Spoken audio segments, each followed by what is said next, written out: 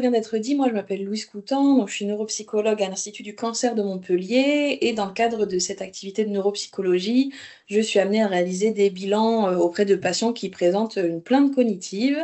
Et très souvent, dans le cadre de cette plainte cognitive, bah, ça ouvre un petit peu la parole sur le chemobrain, que les patients connaissent parfois un petit peu avant ou pas, que les soignants connaissent ou pas.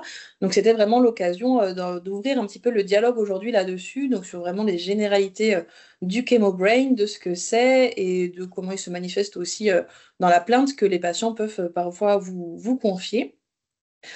Donc chemobrain, chemofog, c'est 2 termes que vous avez pu déjà entendre, qui signifient en fait un petit peu la même chose. Donc c'est vraiment cette notion de brouillard cérébral qui sont décrits, par les patients. En fait, ça va représenter l'ensemble des troubles cognitifs qui apparaissent pendant ou après les traitements contre le cancer. Donc, petite précision, quand on parle de chemobrain ou de chemofog, on exclut les patients qui ont des tumeurs cérébrales, qui peuvent aussi avoir des troubles cognitifs par ailleurs, hein, mais qui vont être voilà, plutôt dus à la tumeur en elle-même et aux éventuelles lésions cérébrales qui vont avec, ou au traitement, les radiothérapies cérébrales, les choses comme ça. Donc là, c'est vraiment des cas un petit peu à part dans les prises en charge. En tout cas, voilà, c'est dans le cadre du chemobrain vraiment plutôt un des effets secondaires des traitements contre le cancer. Initialement, c'est quelque chose qui a été plutôt étudié chez les patientes avec un cancer du sein et qui avaient reçu un traitement de chimiothérapie, donc d'où le terme chémo, et des patientes qui avaient du coup, voilà, de manière un petit peu itérative, ces plaintes. J'ai l'impression d'avoir le cerveau dans le brouillard, j'ai l'impression que mes neurones ne connectent plus, hein, ça je pense qu'on l'a très souvent entendu de la part de nos patients. Après les traitements aussi, hein, bah, je pensais que c'était juste la fatigue pendant les traitements, mais finalement, je me rends compte que bah, c'est terminé depuis un petit moment et j'ai toujours ces difficultés. Ou alors, bah, parfois, dans l'après-cancer, à la reprise du travail, hein, je ne me rendais pas compte tant que j'étais en arrêt de travail, mais maintenant que je dois reprendre mon poste de responsable d'équipe, je ne me sens pas du tout capable, j'ai l'impression que je ne fonctionne pas du tout comme avant. Et donc, c'est des personnes bah, qui se questionnent déjà sur pourquoi elles ressentent ces symptômes-là, et qui s'inquiètent aussi bah, de ces symptômes et de ce que ça peut donner sur leur vie tant personnelle que professionnelle. Donc au-delà de la plainte des patients qu'on peut recevoir, qui finalement s'est ouvert aussi sur une plainte qui n'était pas réservée qu'aux femmes avec un cancer du sein et avec une chimiothérapie, et puis, bah, sur la littérature, hein, qui a étudié quand même un petit peu, le chemobrain depuis quelques années, on s'est rendu compte que cette plainte cognitive, elle se retrouvait parfois, sur un public plus large, donc des fois même avant le début des traitements. Donc avec des questionnements, hein, de se dire: «Est-ce que le cancer en lui-même, a un impact sur la performance cognitive?» Et qui se retrouvait aussi, bah, dans d'autres traitements que uniquement les traitements de chimiothérapie, donc avec notamment, bah, des traitements d'hormonothérapie, avec des traitements d'immunothérapie et aussi avec des thérapies, ciblées. Donc finalement, ça touchait déjà un public assez large, hein, vu que les femmes avec un cancer du sein, c'est quand même, un gros public, qu'on accueille dans nos centres contre le cancer. Mais là, on se rend compte que, bah, ça s'ouvre aussi à d'autres diagnostics et puis à d'autres traitements, donc ça concerne un public qui va être d'autant plus large et du coup, bah, une plainte cognitive qui va être d'autant plus fréquente. Et malgré cette fréquence, finalement de plaintes, bah, on se rend compte que les patients ne sont pas forcément toujours au courant, bah, de ces effets secondaires des traitements. Est-ce que ça veut dire que les soignants ne sont eux-mêmes pas toujours au courant, de ces effets secondaires? Bien sûr, quand on parle des patients, bah, ça veut dire que leur entourage non plus n'est pas toujours au courant de ces effets-là et du coup peuvent des fois, pas être très, dans la compréhension en tout cas de ce qui se passe non plus, pour les personnes qui les accompagnent. Donc on se doute que voilà, ça va être source d'anxiété quand on reçoit des patients en bilan. Alors il y a de plus en plus quand même de patients qui en ont entendu parler ou alors qui, soit par leurs soignants, par leur équipe médicale, qui les accompagne, soit parce qu'ils sont renseignés sur internet et que, bah, c'est des choses qui commencent à être mis de plus en plus en lumière.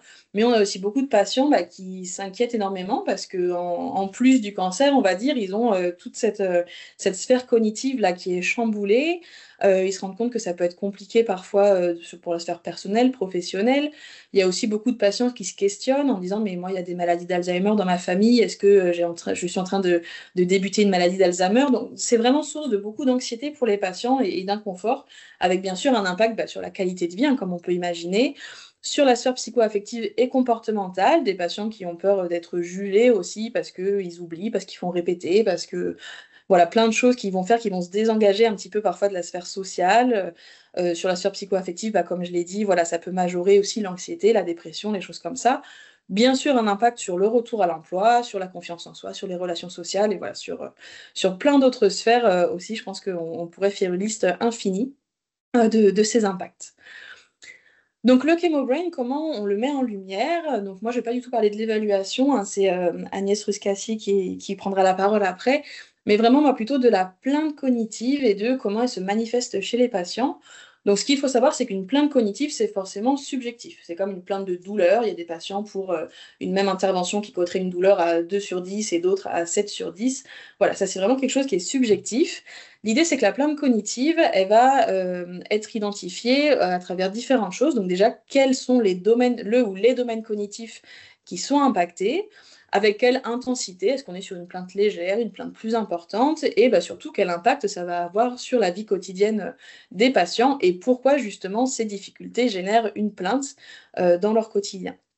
Dans le cadre du Chemobrain, on voit que c'est une plainte qui peut être très transversale, étant donné qu'elle va pouvoir toucher différents domaines cognitifs, donc à la fois la mémoire, à la fois l'attention, à la fois les fonctions exécutives, hein, donc qui sont toutes les fonctions qui nous permettent de planifier, d'organiser une action, et le domaine du langage. Donc c'est vraiment quelque chose voilà, qui peut être très très vaste, qui fait que la plainte, bah, c'est pas non plus forcément toujours la même d'un patient à l'autre. Alors bien sûr, ils peuvent avoir plusieurs domaines cognitifs qui sont impactés, d'autres moins. Ça, voilà, c'est vraiment très, très. Il y a vraiment de grosses différences interindividuelles dans cette plainte, qui de toute façon, comme je l'ai dit, reste subjective.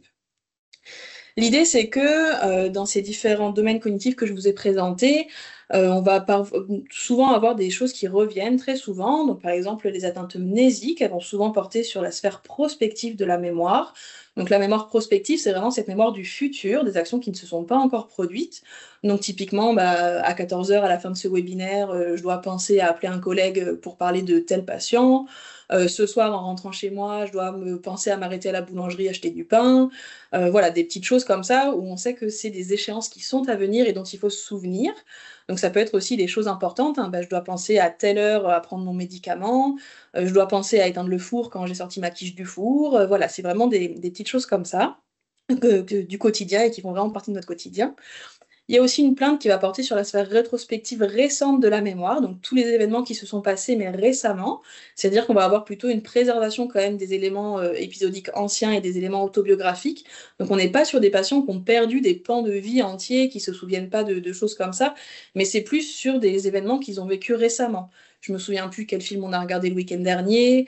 Je fais répéter mon conjoint 10 fois parce qu'il me dit quelque chose et j'arrive pas à le retenir et j'oublie qu'on en a parlé. Voilà, c'est vraiment plus des événements très récents. Donc avec typiquement des plaintes qui vont être du genre bah, je fais tout répéter à mon entourage, quand je vais dans une pièce chercher quelque chose, bah, quand j'arrive dans la pièce, j'oublie ce que c'était, je peux plus faire mes courses sans liste alors que c'était le cas avant et que j'oubliais rien, voilà, des choses comme ça. Sur la sphère attentionnelle, on va avoir aussi une plainte qui va porter sur l'attention divisée. Donc l'attention divisée, c'est vraiment le fait de pouvoir faire deux choses en même temps et de porter son attention sur deux tâches en même temps. On va avoir une plainte qui porte sur l'attention soutenue aussi, donc le fait de maintenir son attention sur un temps plus ou moins long sur une même tâche. Et on va avoir une préservation plus ou moins bonne de l'attention focalisée, donc vraiment la capacité de concentration à l'instant T. Ça dépend aussi des patients, certains s'en plaignent plus ou moins. Mais là, du coup, typiquement, avec des plaintes que vous allez entendre qui vont être du type bah, j'arrive plus à lire ou à regarder un film, je décroche très rapidement, je peux plus faire deux choses en même temps, alors qu'avant je le faisais, que dans mon travail c'est très important que je sois flexible et que je puisse passer d'une tâche à l'autre. Je peux plus suivre une conversation avec plusieurs personnes, ça me demande trop d'efforts, c'est devenu très difficile et ça me fatigue énormément. Voilà, ce genre de plaintes que vous avez sûrement aussi souvent entendu de la part de vos patients.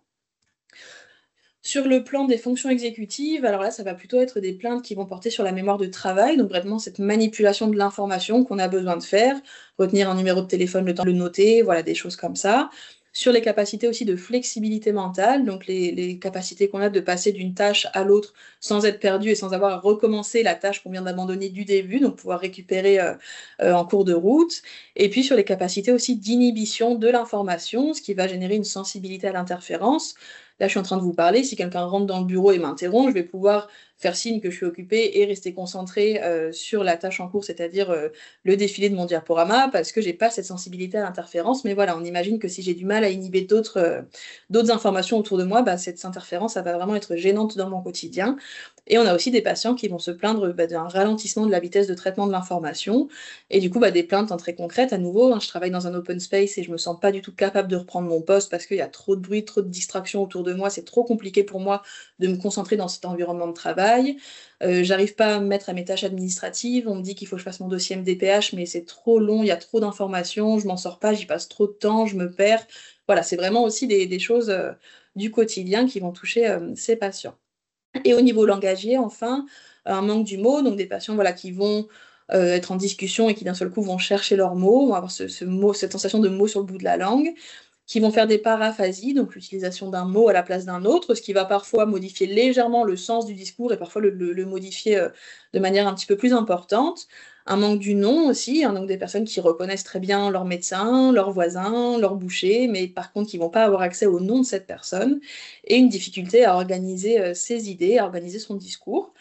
Et du coup, tout de suite, des retentissements sur la sphère sociale. Je discute avec mes amis, d'un coup, je cherche mes mots, j'ai cette sensation de mots sur le bout de la langue, je suis obligée de chercher un synonyme, c'est très inconfortable, j'ai l'impression que mes amis me jugent aussi, du coup, j'ai un peu peur de prendre la parole. J'ai l'impression que je fais des phrases moins construites qu'avant, j'ose plus prendre la parole en réunion quand je suis au travail, parce que vraiment, pour moi, c'est anxiogène. Voilà, donc des plaintes comme ça, qui sont assez diverses, qui peuvent bien sûr se recouper, hein. Encore une fois, on ne parle pas d'un seul domaine cognitif qui peut être atteint chez les patients, mais de plusieurs domaines cognitifs. Donc ça peut être un petit mélange aussi de tout ça, mais on imagine bien du coup voilà, la gêne que ça peut occasionner dans le quotidien. En termes d'apparition, donc c'est une plainte qui peut se manifester, comme je le disais, avant ou au début des traitements. Donc quand ça arrive avant, c'est vrai que ça questionne sur l'effet direct du cancer, sur les fonctions cognitives. Donc il y a quelques études qui s'intéressent à ça justement pour voir en quoi le cancer, même s'il n'est pas au niveau cérébral, pourrait impacter les fonctions cognitives. Il y a aussi les effets secondaires des traitements qui apparaissent au fur et à mesure que les traitements sont mis en place, dont le Chemobrain qui va apparaître progressivement au fur et à mesure des traitements, et puis qui va être aussi un petit peu noyé dans tous les autres effets secondaires et qui va aussi pouvoir être majoré par l'apparition de plein de cofacteurs, que ça soit au moment du diagnostic ou au moment des traitements. Donc avec cette fatigue oncologique qu'on connaît aussi très bien et que nos patients connaissent malheureusement très bien, avec des troubles du sommeil qui peuvent apparaître et du coup qui vont générer eux-mêmes de la fatigue et maintenir cette fatigue importante, avec bien sûr les états anxio-dépressifs, où on sait que ça a un impact direct sur les fonctions cognitives parce que c'est des processus qui sont très gourmands en ressources cognitives et du coup voilà, les patients ont tendance à perdre en efficacité aussi de leur fonction cognitive quand ils sont dans ces épisodes anxio-dépressifs, avec des douleurs qui peuvent apparaître, et on le sait, que les douleurs, surtout quand elles se chronicisent, ça a un impact direct sur le fonctionnement cognitif. Avec l'isolement, on a souvent quand même des patients qui sont en arrêt de travail pendant leur traitement aussi, donc voilà, qui ont moins d'interactions sociales, moins d'interactions avec les collègues, qui sont parfois seuls chez eux parce que leur conjoint travaille et du coup il y a aussi moins d'interactions en journée. Donc ça va impacter aussi tout ce fonctionnement-là, et puis de la diminution de l'activité physique, où on sait que c'est aussi en lien direct avec les fonctions cognitives. À nous, parce que les cofacteurs, je pense que vous en connaissez un certain nombre, et que là, il y en a plein que j'ai pas cités et qui vous viennent sûrement à l'esprit, parce que vous savez aussi tout ce que traversent les patients, et on imagine bien comment ça va impacter le fonctionnement cognitif directement. On peut aussi avoir une plainte qui va se manifester à la fin des traitements, voire même pendant les phases de surveillance, quand les patients ont plus de traitement, ou alors quand ils ont les traitements d'hormonothérapie. On sait que ça peut durer pendant plusieurs années aussi. Donc cette plainte, en général, elle se manifeste à ce moment-là parce que après les traitements lourds, après la chimiothérapie, on a une disparition de tous les autres effets secondaires et le Chemobrain qui va persister.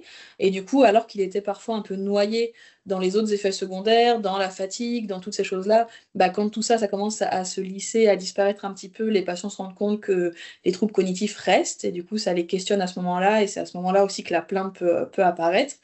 Et puis, dans ce qu'on appelle l'après-cancer aussi, avec le retour à l'emploi, ou en tout cas le retour à son mode de vie habituel, à ses activités habituelles, et où là, les patients sentent bien que c'est pas tout à fait pareil qu'avant, et se questionnent aussi voilà, sur ces difficultés qu'ils rencontrent, et puis sur l'incidence de ces difficultés, et sur les conséquences que ça va avoir sur leur vie et sur les mois ou les années à venir.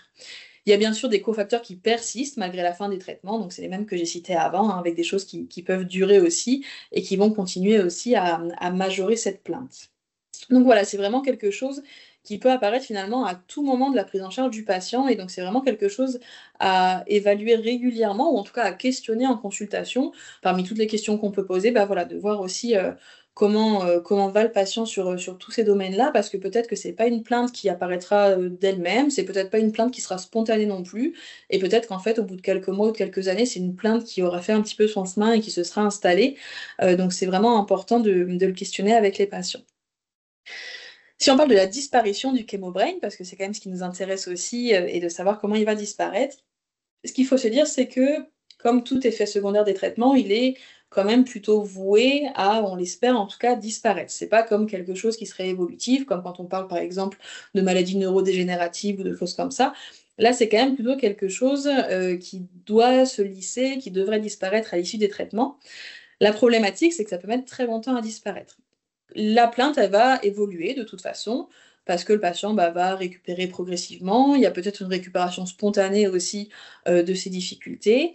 Le patient va s'adapter aussi à ces difficultés. On a des personnes qui peuvent aussi très bien fonctionner avec des troubles cognitifs parce que, ben, avant, elles n'utilisaient pas d'agenda et là, elles ont pris l'habitude d'utiliser un agenda parce que, au travail, avant, elles fonctionnaient très bien sans noter et maintenant, elles font des post-it partout, mais ça les aide, c'est fonctionnel et ça les aide à maintenir leur poste. Donc il y a plein aussi de stratégies comme ça d'adaptation, des patients qui vont diminuer la plainte. Ce qu'on voit en tout cas, les données de la littérature, ça montre que cette plainte, elle peut mettre plusieurs mois, voire plusieurs années à disparaître. Il y a des papiers qui montrent même que, elle peut persister pendant 10 ans après les traitements. Donc on imagine bien encore une fois la gêne, qui va être liée à cette plainte. Là où il faut être vigilant, c'est à l'apparition d'autres troubles cognitifs qui ne seraient pas du Chemobrain, mais voilà, qui peuvent générer des plaintes aussi des traitements des patients. Parce que, ben, des parcours de vie, parce que le vieillissement et du coup, ben, voilà, des maladies aussi neurodégénératives qui peuvent s'installer, des personnes qui peuvent faire des AVC, des traumatismes crâniens et cetera et cetera. Donc c'est aussi des plaintes, cognitives à repérer, mais par contre, voilà, c'est une prise en charge qui est différente et du coup, là, c'est à pas confondre avec le Chemobrain, bien évidemment, pour, orienter les patients, plutôt vers, des structures plus adaptées à ces difficultés-là. Ce qu'il faut voir vraiment, c'est que ce Chemobrain, il va avoir un retentissement vraiment très important dans le quotidien de nos patients, parce qu'il y a vraiment cette notion de handicap invisible et comme on l'a dit, qui va impacter la sphère familiale, qui peut, impacter les sphères sociales et professionnelles, hein, avec le patient, bah, voilà, qui va se désengager de ses activités, qui se sent pas capable de reprendre ou alors bah, qui a peur d'être jugé, comme je l'ai dit, par ses collègues, par ses amis, par sa famille aussi.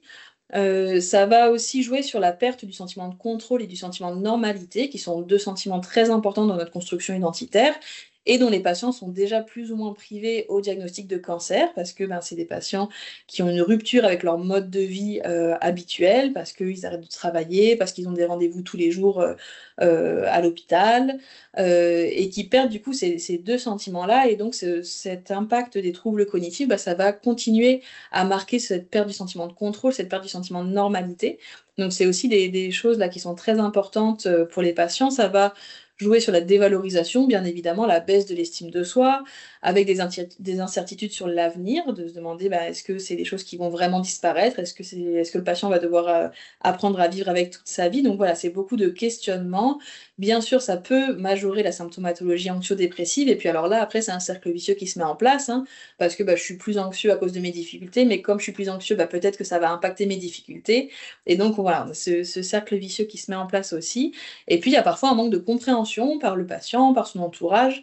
Ça, c'est des choses qu'on entend aussi régulièrement, hein, de dire: «Bah, quand j'étais en traitement, en quelque sorte, ça comptait pas parce que, bah, mon entourage se rendait bien compte que les traitements, c'était difficile pour moi et que je faisais de mon mieux, mais là, maintenant, ça fait 2 ans que mes traitements sont terminés, je devrais aller bien et bah, malheureusement, j'ai encore ces difficultés qui persistent et du coup, mon entourage est beaucoup moins patient qu'avant.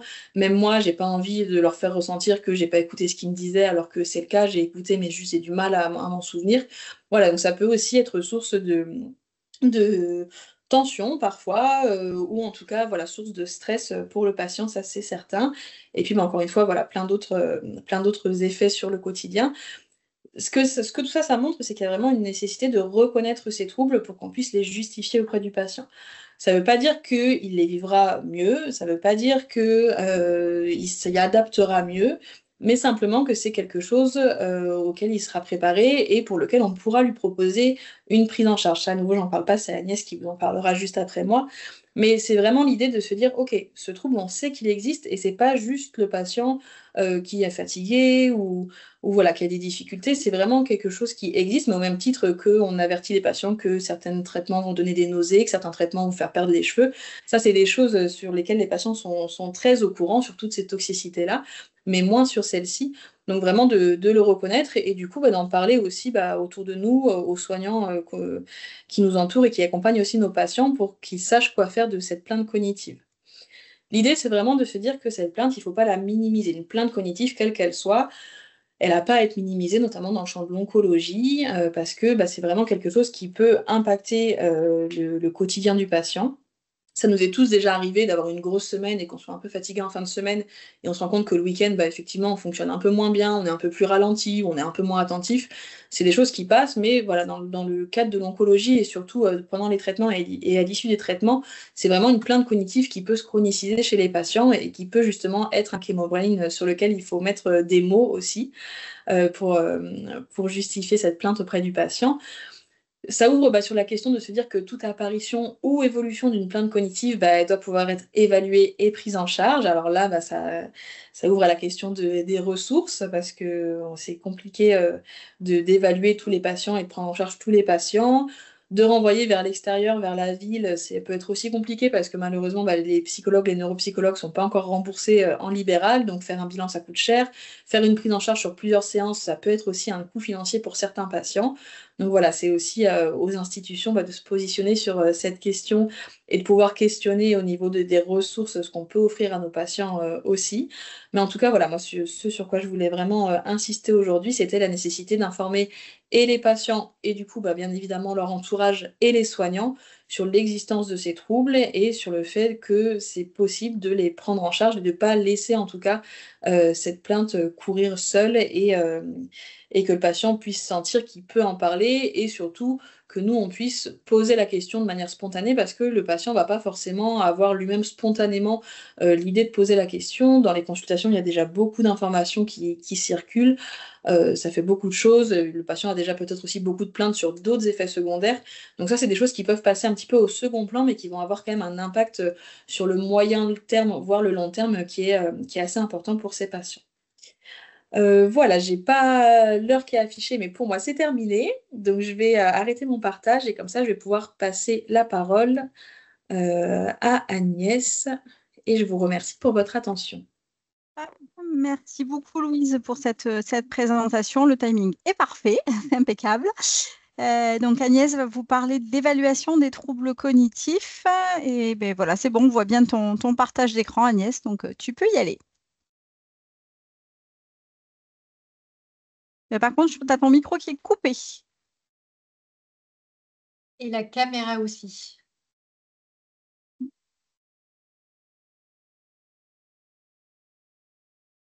Agnès?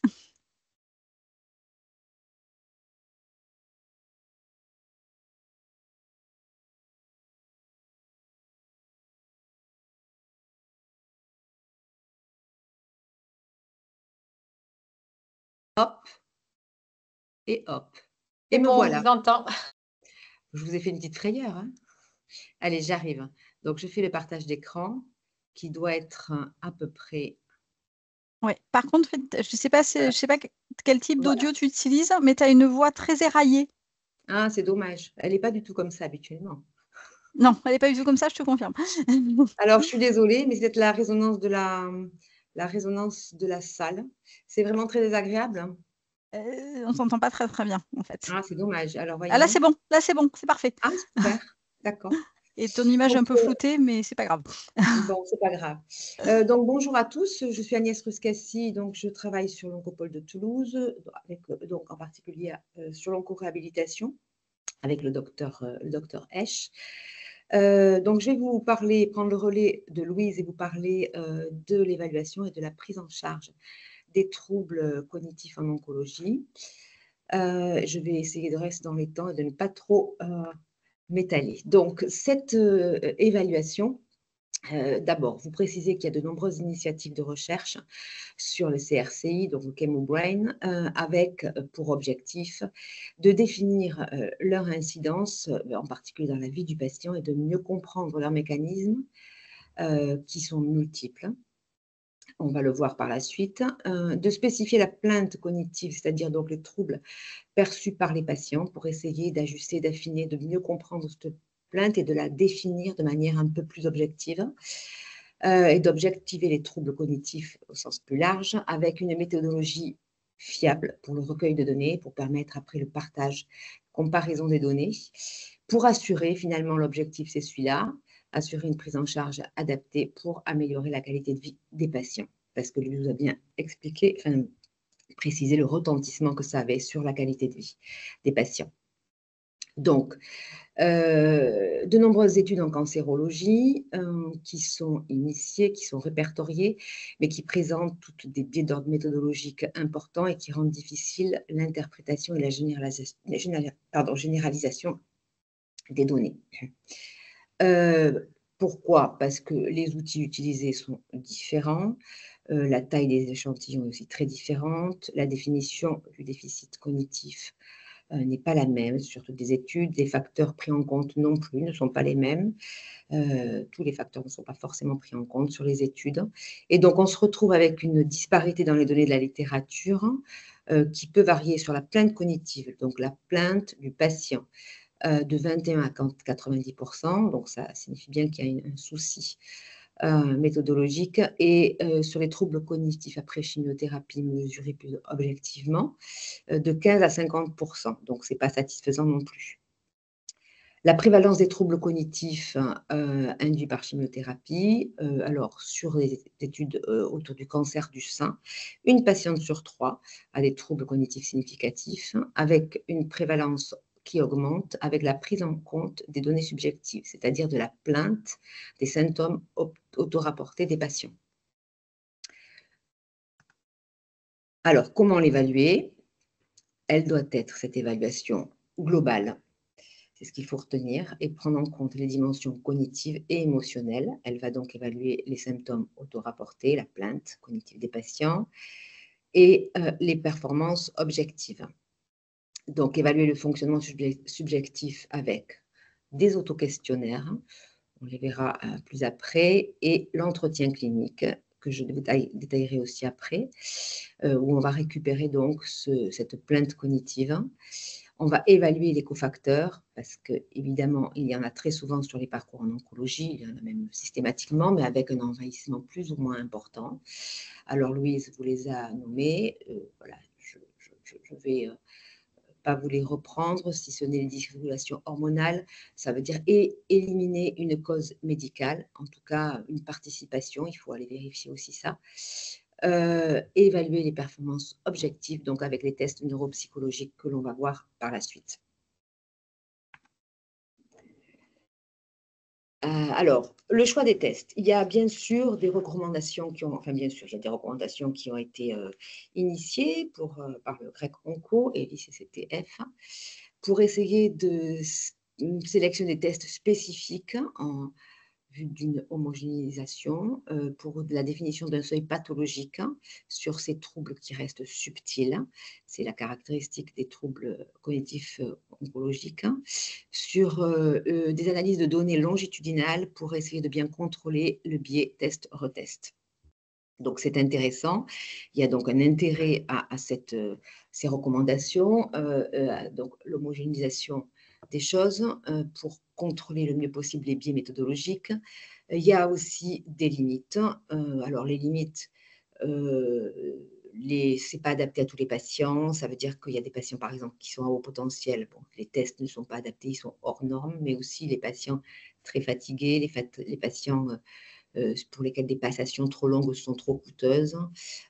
Donc, c'est vrai que ça a un intérêt, évidemment, mais il faut aussi tenir compte de la réalité des patients et de la plainte qu'ils vous apportent. Ça veut dire que les tests spécifiques, bien sûr, ils sont standardisés et c'est l'intérêt, mais on peut superposer d'autres tests selon la plainte du patient, selon que l'on va recueillir sur l'entretien clinique et selon le motif de la demande aussi qui oriente les choix des tests sur le bilan, toujours des tests standardisés.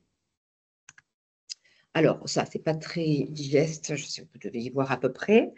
Je ne vais pas tout reprendre, simplement faire des petits points sur l'importance de passer, enfin, il y a des batteries globales qui sont proposées pour éliminer une contre-indication au passage d'un bilan neuro, de manière à, parce que c'est des patients qui ne sont pas aptes, par exemple, avec des troubles psychiatriques trop envahissants, avec voilà, des patients trop altérés, alors, par exemple en gériatrie. Bon, donc, en effet, ce n'est pas inintéressant de faire une batterie globale au départ en amont. Ensuite, on va évaluer avec des tests ce qu'a évoqué comme fonction, comme capacité Louise. Donc, on va évaluer la mémoire, en particulier la mémoire épisodique, mais aussi la mémoire de travail et, comme l'a souligné Louise, la mémoire de travail avec interférence. Donc, cette interruption de tâches qui va, les patients nous en parlent régulièrement. C'est vraiment ce que l'on retrouve sur les troubles évoqués par les patients, sur le discours des patients. On va évaluer le langage si c'est nécessaire. C'est parfois les orthophonistes qui s'en chargent. En tout cas, il y a souvent un manque du mot sur le ChemoBrain. Et puis, on va évaluer les fonctions exécutives et les attentionnelles, donc avec les tests que vous voyez. Alors, est-ce que c'est intéressant que je vous les décrive? Je ne suis pas sûre. Mais en tout cas, c'est bien d'avoir comme ça des recommandations. Comme ça, en effet, on peut les utiliser et faire une généralisation, une comparaison entre les études, et puis on mesure les mêmes choses en termes de validité. C'est quand même intéressant de s'appuyer sur ces recommandations.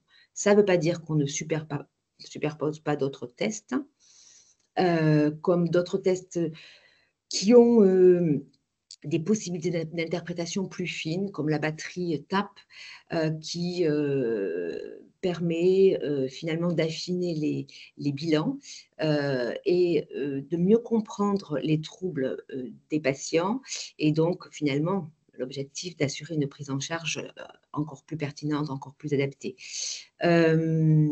On va évaluer les fluences, donc pour la fluidité verbale. Donc ça, c'est toujours dans ces sphères-là. Et puis là, on arrive, si je passe directement à tous les autoquestionnaires que j'ai évoqués tout à l'heure, ces autoquestionnaires qui sont importants pour rapporter la plainte cognitive des patients, parce que c'est standardisé, ça permet un peu d'objectiver cette plainte. Donc, avec des questionnaires d'anxiété, dépression, ce que vous devez connaître, l'HADS.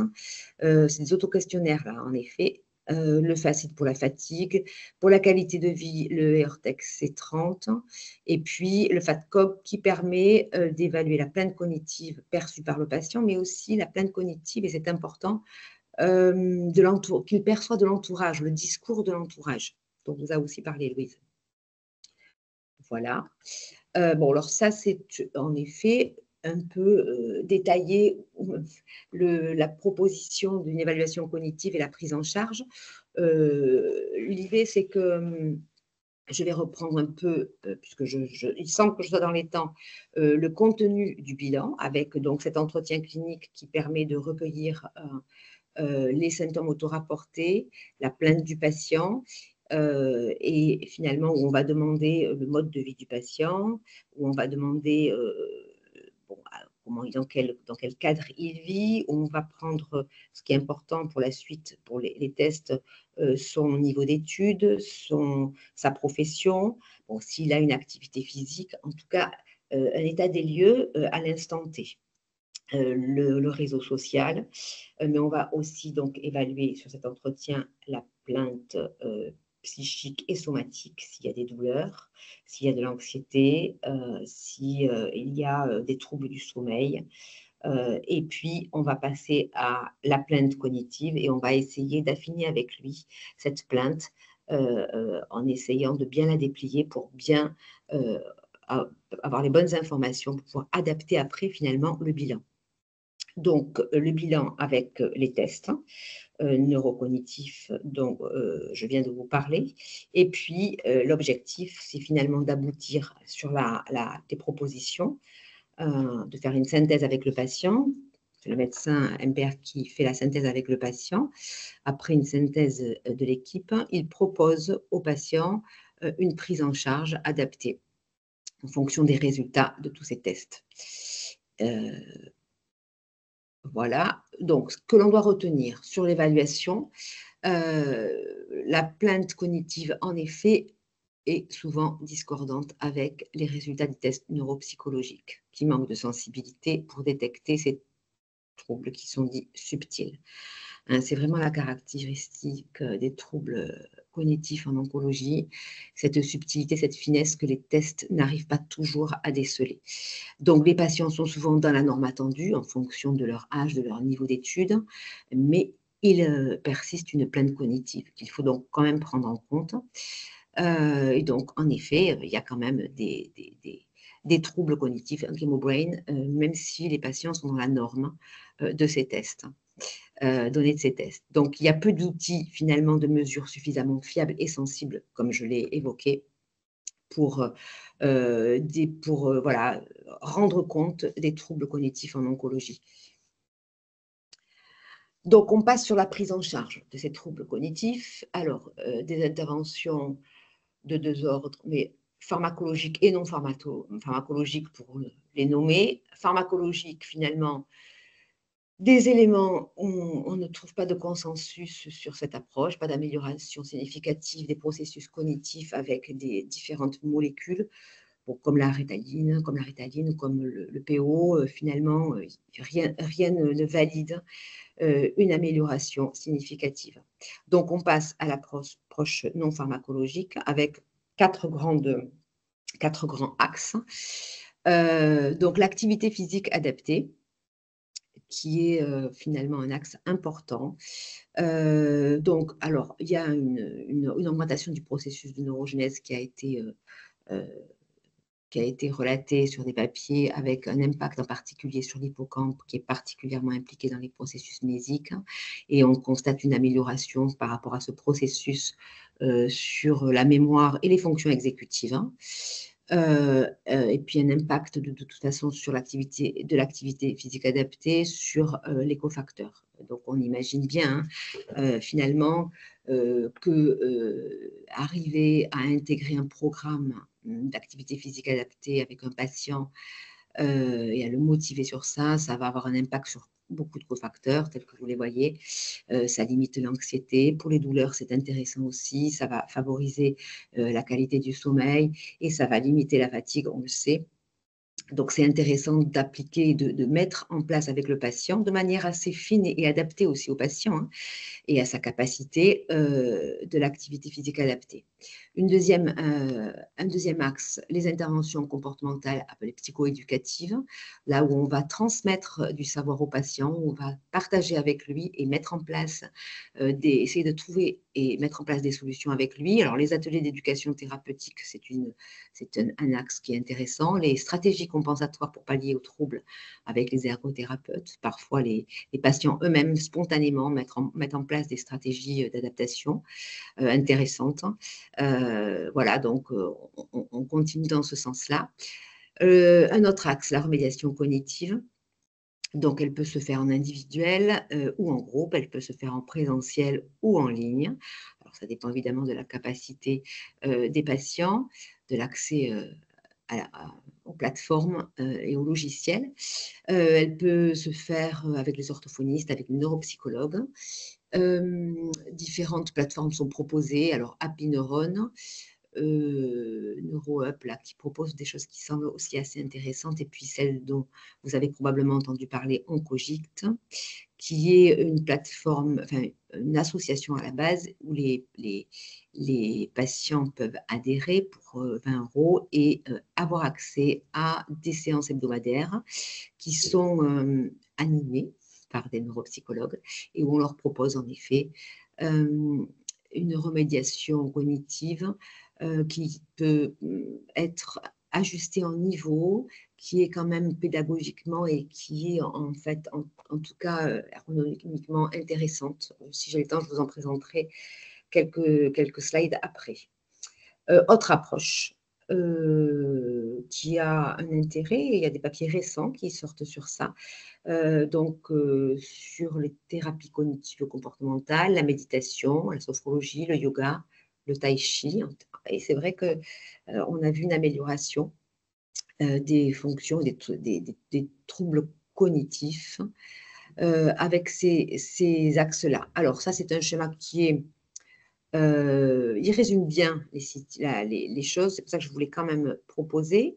Donc, on voit ce que nous avons évoqué finalement avec le Chemobrain, le cercle vertueux, les profils d'apparition qui peuvent être assez différents, la prise en compte bien sûr de la notion de l'âge et de cette réalité quand même, les différents cofacteurs. Alors, on peut mettre dans chaque pastille plein de choses, évidemment, hein, comme le disait Louise. Et puis, les possibilités de prise en charge que j'ai évoquées, mais avec quand même cette pharmacologie qui peut être intéressante dans le cas de dépression. Hein, ça veut dire que là, pour le coup, ça peut être quelque chose d'intéressant de réfléchir à une prescription quand c'est le cas pour bien contenir, pour mieux contenir ce facteur confondant. Les recommandations, donc ça reprend ce que j'ai évoqué, donc les recommandations de l'AFSOS en 2020. Donc bien sûr, tout ça est pour des troubles cognitifs hors système nerveux central. Et puis, donc ça reprend les grandes lignes de ce que je viens d'évoquer, mais c'est bien d'avoir ces recommandations pour s'y poser et pour toujours pareil homogénéiser les pratiques. Et ce qui est intéressant et qui est récent, c'est ce guide qui est sorti et qui propose la synthèse de 41 études internationales évaluant les effets de différentes approches existantes pour répondre au Chemobrain, avec des approches ciblées, ça veut dire ou de la part, activité physique adaptée, ou de la psychoéducation, mais aussi qui abordent les approches multimodales. Et donc, ce sont les approches qui associent à tous ces premiers axes la remédiation cognitive. Donc, on se rend compte quand même qu'il y a une amélioration et une réponse favorable quand l'approche elle est variée, elle est globale, elle est multifactorielle et que finalement on arrive à inclure le patient sur ces approches larges avec donc une amélioration des plaintes cognitives des patients quand il y a l'intégration d'une remédiation cognitive. Sinon, on reste quand même sur ce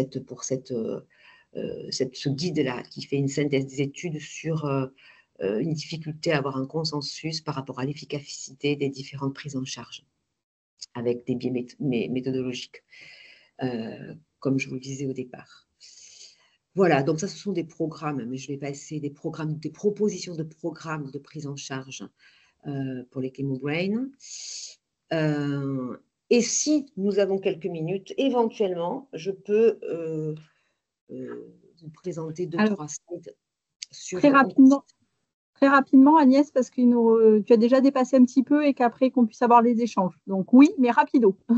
Alors oui, mais rapido. Donc, par exemple, sur ce premier slide-là, c'est l'apprentissage. On met en place sur l'atelier un processus d'apprentissage en revenant sur cette activité pour arriver à mémoriser 20 mots, les 20 mots qui sont là, et en créant de l'ancrage par rapport à une photo, un ancrage sémantique, où le patient va trouver des solutions pour faire une accroche qui prend du sens pour lui permettre de rappeler à terme ces 20 mots. À terme, ça veut dire qu'on va redemander sur la séance suivante, une semaine après, les 20 mots, et en créant donc ce processus d'apprentissage et en créant une interférence, parce qu'on revient à plusieurs reprises sur cette activité mémo, et on crée donc une interférence avec d'autres activités au milieu. Donc, c'est intéressant pour ces deux points.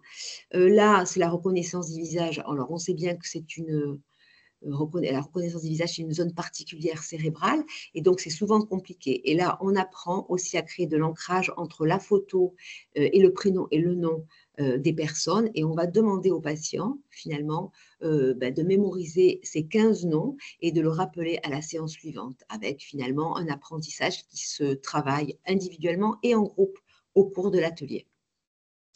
Bon, ça c'était pour un autre exemple. Là, on va travailler sur le maintien en mémoire, qui est donc une capacité cognitive qui est souvent difficile et souvent impactée. Et donc là, des pastilles, alors c'est pour le côté un peu adapté de ces slides et de cette méthode. Donc, les formes défilent les unes après les autres à un rythme régulier et on va demander à un moment donné, quand le point d'interrogation apparaît au patient, de rappeler l'avant, avant, dernière forme. Donc, il y a un maintien en mémoire de 3 formes. C'est une capacité qui c'est pas si évident. Et puis, on travaille bien sûr toujours sur l'attention et sur la capacité à maintenir cette concentration. Et donc, ça, c'est sur toutes c'est toujours mis à contribution les processus attentionnels. Bon, ça, c'était la réponse. C'était une petite blague parce qu'elle était fausse. Sur d'autres propositions, sur la mémoire visuelle, capacité visuelle, on demande aux patients de mémoriser sur un damier les cases remplies, on efface et puis on lui demande de restituer. On complique la tâche avec des damiers qui sont remplis avec des cases bicolores, avec des couleurs, avec 2 couleurs. Et donc là, il faut qu'il différencie, donc il intègre un code avec 5 cases remplies. Donc on fait monter l'empamnésique et on complexifie au fur et à mesure qu'on avance sur l'atelier. Un autre exemple, on va demander au patient d'appliquer une consigne et de prendre à l'écrit des nombres qui vont apparaître au milieu de l'écran, seul, et on va lui demander à un certain rythme, donc on travaille la vitesse de traitement, et on travaille aussi tout ce qui est transformation de l'information, hein, donc ça fait appel aux fonctions exécutives, de transformer chaque nombre qui apparaît sur l'écran. Donc là, c'est la démonstration, c'était pour vous démontrer les choses, mais si vous voulez, s'il y a un rythme à tenir, il voit apparaître un 12, il va utiliser la consigne qui est encadrée là, et il va transformer et prendre par écrit le nombre transformé. C'est une série de chiffres, et après je donne finalement les corrections, et le patient voit de manière individuelle, sans le partager et sans partager ses éventuelles erreurs avec les autres, ce qu'il a réussi à transformer, et donc finalement, avec une mise à contribution de plusieurs fonctions cognitives. Pour finir, Agnès, je vais te couper. Pas la peine. Ouais, désolée, parce qu'il reste que 8 minutes et qu'il y a quand même quelques questions dans le chat. Évidemment. Voilà. Donc, merci. Allez, hop, je vais reprendre. Vas-y, Marine. Merci beaucoup, Agnès. Est-ce que vous pouvez arrêter le partage? Comme ça, ça permettra peut-être aussi à Louise de réactiver sa caméra et qu'on puisse interagir. Il y a eu pas mal de questions sur le chat. Je ne sais pas si Audrey, vous y avez accès. C'est bon de votre côté. Et puis aussi, on avait une main levée qui est redescendue. C'était Monsieur Lopez. Donc, qui n'hésite pas à relever la main s'il souhaite qu'on lui donne la parole. Bon, je vois que c'est le cas. Donc, je vous laisse la main, Audrey. Alors, je vous pose la première question et comme ça, on va pouvoir vous redonner le micro, Monsieur Lopez. Donc, première question. Alors, et les aidants? Les aidants peuvent aussi avoir un brouillard cérébral. Comment on fait pour les aidants? Qu'est-ce que tu en penses, Louise? Bonne question. C'est une très bonne question. Alors, les aidants peuvent aussi avoir un brouillard cérébral. Alors là, du coup, le cancer ne sera pas mis en cause s'ils sont juste aidants. Mais là, je pense que c'est aussi lié à tous les cofacteurs qu'on a pu identifier, même pour les patients, hein, parce qu'il y a aussi de l'anxiété-dépression chez les aidants, de la fatigue chez les aidants, voilà, aussi des choses comme ça qui apparaissent malheureusement dans l'entourage de nos patients. Donc là, c'est peut-être plus dû à ces processus-là qui sont aussi gourmands en ressources cognitives. Donc là, peut-être que la prise en charge en première instance, ça serait plus un accompagnement psychologique pour lisser la sphère anxio-dépressive, peut-être qui se serait activé chez l'entourage des patients, pour voir s'il y a des troubles du sommeil qui sont apparus aussi en lien avec ce que traverse la personne qu'ils accompagnent. Donc là, comme ça, de prime abord, pour moi, ça serait plus ce type de réponse que j'y apporterais. Après, bah, selon les aidants aussi, hein, qui peuvent être vieillissants et comme tout un chacun, si c'est une plainte cognitive qui persiste, bah, peut-être que ça peut être aussi l'occasion de renvoyer vers les centres de ressources mémoire, vers des choses comme ça, pour faire des bilans aussi à ce moment-là, peut-être appropriés s'il y a un début de maladie neurodégénérative ou des choses comme ça qui apparaissent aussi, bah, malheureusement, chez ces personnes. Enfin, je sais pas ce que tu en penses, Agnès, mais... Complètement. Et puis, c'est pas trop, là, enfin, c'est important les aidants, mais pour le coup, là, la prise en charge, c'est autour des patients qui ont un parcours de soins. Mais c'est vrai que c'est important de prendre en charge les aidants pour qu'ils puissent être auprès de leurs proches. Alors, ok, merci pour la réponse. Alors, parce que je vois que M. Lopez n'a toujours pas son micro réactivé. Je vois qu'il est... Ah, si, ça y est. Mais M. Lopez, c'est bon. Vous pouvez poser votre question. Par contre, votre micro est éteint. Il faut qu'il ouvre son micro lui-même. Ouais. Peut-être en attendant, on peut reprendre une question du chat. Ouais.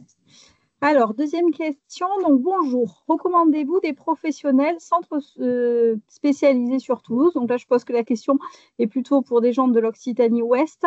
Alors, c'est moi qui vais répondre du coup, parce que si tu es d'accord, Agnès, et tu pourras compléter. Alors, en fait, des centres spécialisés, Louise répondra pour la partie Montpellier. À Toulouse, il n'y en a pas beaucoup. Pour le moment, il n'y a que l'Oncopole qui effectivement propose des évaluations sur ce type de plainte cognitive. Et au jour d'aujourd'hui, nous ne prenons en charge que les patients qui sont suivis à l'Oncopole. Donc, si vos patients auxquels vous pensez sont suivis à l'Oncopole, il n'y a pas de problème pour qu'ils puissent être adressés via le médecin référent qui les suit à l'Oncopole vers l'unité d'onco-réhabilitation où nous prenons en charge les troubles cognitifs et nous les évaluons surtout. Mais voilà, il y a peu de créneaux, donc c'est plutôt réservé sur les patients suivis à l'Oncopole. En tout cas, c'est comme ça pour le moment qu'on fonctionne à Toulouse. Après, comme vous l'a dit Agnès, les orthophonistes aussi, ou Louise, je ne sais plus laquelle de vous deux l'a dit, il y a aussi des orthophonistes qui peuvent faire des bilans cognitifs. Donc, ça peut être aussi, ou des neuropsychologues, mais dans ces cas-là, effectivement, il n'y a pas de remboursement. Voilà. Louise, je vous laisse pour Montpellier peut-être expliquer comment ça se passe. Alors, c'est un petit peu la même chose. Nous, ici, on peut faire des évaluations, donc des bilans pour les patients qui sont pris en charge à l'ICM. Mais après, c'est vrai que pour la prise en charge et la remédiation cognitive, voilà, ça peut être plus compliqué. Donc, quand c'est une prise en charge psychologique, comme on disait, comme l'évoquait Agnès, pour tous les cofacteurs, les choses comme ça, on essaie de réorienter soit vers nos équipes de psy ici, soit vers la ville. Pour la prise en charge en remédiation cognitive, on a quelques contacts de neuropsy en libéral, mais pareil, voilà, c'est pas des choses qui sont systématisées. Et on a de plus en plus recours à la plateforme Oncogite, qu'a présenté Agnès, ou en tout cas, j'y ai, moi, en tout cas, de plus en plus recours pour orienter mes patients aussi quand ils le peuvent et quand il y a la possibilité de se mettre en visio pour eux. Parce que c'est vrai que là, actuellement, pour la prise en charge, en tout cas, c'est très compliqué. J'en profite juste pour rappeler qu'on a des ressources à disposition sur le site internet d'OncoOccitanie. Notamment, il y a un annuaire qui référence les soins oncologiques de support proposés par les établissements autorisés de la région. Donc, n'hésitez pas à aller consulter ces ressources sur notre site internet. Et j'en profite juste, vu qu'on n'a pas réussi à résoudre le problème de micro de M. Lopez, de lui proposer de poser sa question dans le chat. Ok, donc là, ça va rejoindre un petit peu déjà ce qu'on a dit. Voilà, en effet, quelle solution apporter aux patients? Voilà, Louise a dit un certain nombre de choses. Agnès, est-ce que tu veux compléter peut-être sur... t'as parlé... Vous avez étalé nos possibilités. C'est vrai que c'est limité sur les centres. Après, les orthophonistes sont très chargés aussi. Et les neuropsies en libéral ne sont pas forcément remboursés. Mais c'est vrai que finalement... c'est compliqué, ça reste une ressource limitée. Alors, je n'ai pas plus de solutions que ce que vous avez proposé. Après, quand même, il y a quelque chose que tout le monde peut faire, c'est au moins prendre en charge tout ce qui est cofacteur. Voilà, sans forcément les accès à la remédiation cognitive, effectivement, alors, avec Oncogite, c'est peut-être facilitant, mais au-delà, s'il n'y a pas d'accès à Oncogite ou autre, déjà prendre en charge des cofacteurs, inciter les gens à avoir une activité physique régulière, à faire attention aux troubles du sommeil, on va déjà quand même améliorer une partie des troubles cognitifs. Donc, ça peut déjà être une première étape. Alors, il est juste précisé par Madame Chabot que la Ligue contre le cancer, il y a un accompagnement sur le brouillard cognitif. Donc, je lis ce que vous avez marqué. Vous pourrez compléter si jamais vous voulez. Donc, vous pouvez trouver une solution dans chaque département. Nous travaillons avec Oncogite, ces ateliers effectués par une neuropsy qui permet d'aider les patients à sortir de ce brouillard. Voilà, il existe aussi des programmes dans certains établissements. Donc, voilà, si jamais aussi vous pouvez adresser vos patients vers chaque comité de la ligue départementale, enfin, de votre département. Hop. Alors, on a le temps pour quelques questions. Maintenant, est-ce que l'heure tourne? J'attends de ma porte. Y a-t-il des études en cours concernant l'évaluation du Chemobrain en contexte troubles cognitifs liés à une pathologie neurodégénérative en oncologie? Alors, on est un petit peu hors sujet du jour et je me permets de répondre. C'est-à-dire qu'à partir du moment aussi où on passe un certain âge et qu'il y a quand même aussi le facteur gériatrique et une suspicion de pathologie neurodégénérative ou neuroévolutive, je crois quand même c'est bien aussi de se tourner vers des centres qui sont spécialisés sur le vieillissement et sur les troubles de la mémoire. Parce que quand les deux commencent à s'intriquer, qu'il y a à la fois du neurodégénératif et à la fois du cognitif lié à la chimiothérapie ou au traitement oncologique, les choses deviennent un petit peu problématiques. Et si en plus le dégénératif s'est amené à évoluer, va poser aussi d'autres problématiques dans le quotidien des patients. Donc moi, j'ai presque envie de dire, et je vous laisserai donner votre avis, Agnès et Louise, mais que c'est des patients qu'il faut orienter peut-être plus justement sur la gériatrie et sur des consultations mémoire que réellement sur de la prise en charge de Chemobrain. Voilà, je ne sais pas ce que vous en pensez. Absolument, c'est d'ailleurs en général, et on essaie de l'évaluer justement avec des batteries globales au départ, parce que s'il y a vraiment des scores trop pathologiques, l'accès sur un bilan, enfin, il n'y a pas d'indication d'un bilan neurocognitif classique que l'on pratique pour le Chemobrain, parce que finalement, c'est pas l'objet, quoi, c'est pas l'indication. Et la prise en charge ne sera pas la même, et l'accompagnement aux aidants non plus ne sera pas le même. Alors, quel logiciel peut-on proposer ou appli? Alors, je crois qu'on en a déjà parlé, enfin, tu l'as fait Agnès, hein, donc comme il y a pas mal de questions, je passe un petit peu vite pour qu'on essaie de tout répondre. Donc, Oncogite, effectivement, qui est accessible via une adhésion de 20 €.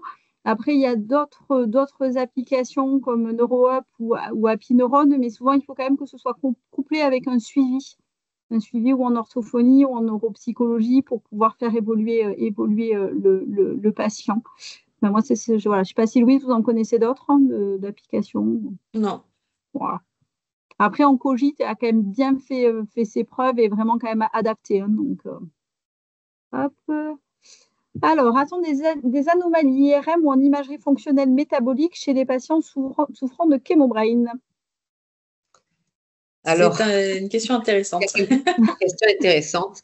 Il y a quelques, je ne vous donnerai pas l'année, une dizaine d'années, une étude sur des jumelles avec des imageries, en effet, sur le trajet, enfin la compensation spontanée que trouve le patient et avec des chemins neuronaux différents qui donc expliquent, qui sont plus coûteux et qui donc vont expliquer la fatigue oncologique, hein, par exemple. Donc, Audrey, peut-être que tu veux rajouter quelque chose? Non, c'est bon. Je crois qu'en IRM fonctionnel, il y avait aussi des hyperactivations justement de zones à la passation d'épreuves réussies qui viennent aussi expliquer du coup la fatigue et la plainte cognitive, en tout cas l'augmentation de l'effort demandé pour la tâche.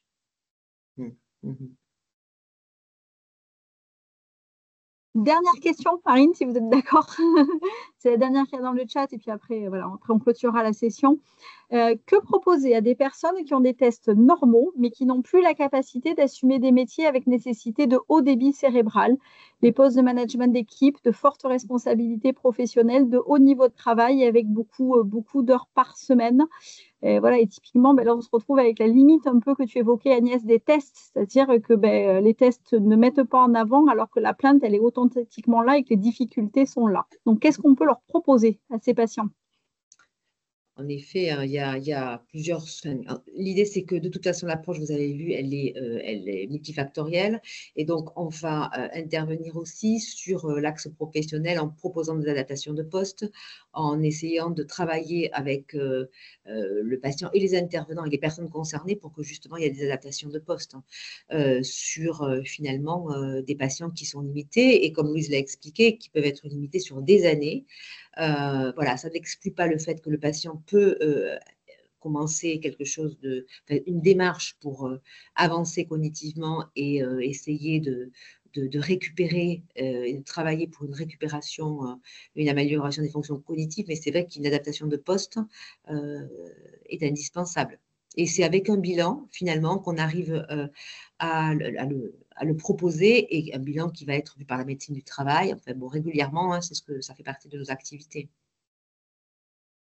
Oui, parce qu'effectivement, une adaptation de poste ne veut pas forcément diminuer les responsabilités professionnelles, mais ça peut être sortir la personne d'un open space parce que se concentrer quand il y a beaucoup de bruit dans un open space, c'est compliqué. Donc, dire qu'elle a besoin pour être performante dans son travail d'être isolée du bruit. Peut-être aussi le télétravail aussi peut aider.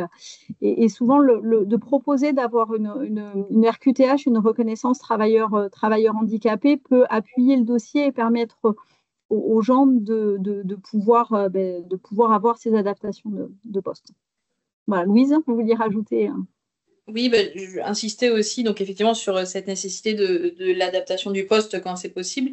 Et puis sur ce qu'a dit Agnès, que malgré tout, même si ces personnes ont des performances normales au test, elles peuvent quand même bénéficier des programmes de réhabilitation cognitive parce que malgré tout, leur plainte est bien là. Donc ça veut dire qu'elles sentent une diminution de leur capacité qui peut-être, si elles avaient été testées avant, aurait été supérieure à la moyenne et qui aujourd'hui sont descendues et sont quand même dans la moyenne malgré tout, mais avec quand même une diminution qui est moins perceptible par nos tests. Mais du coup, voilà, de quand même pouvoir orienter ces personnes-là aussi vers de la réhabilitation, vers des stratégies de compensation pour qu'elles puissent les mettre en place dans le quotidien aussi. Voilà. Alors, on a un petit témoignage dans le chat que je vous livre, voilà, de quelqu'un que je connais bien, voilà, qui me dit: je me permets d'intervenir, j'ai pu profiter d'aménagements grâce aux recommandations du centre de réhabilitation de l'Oncopole. Donc, voilà. Merci beaucoup. Marine, je vous laisse conclure. Oui, merci à tous, merci à nos intervenantes. Vos présentations étaient très complémentaires. Il y a eu beaucoup de questions, donc je pense que tout le monde était très satisfait de la session. Merci à Audrey pour la modération. Et puis, merci à vous de vous être connectés très nombreux à cette session.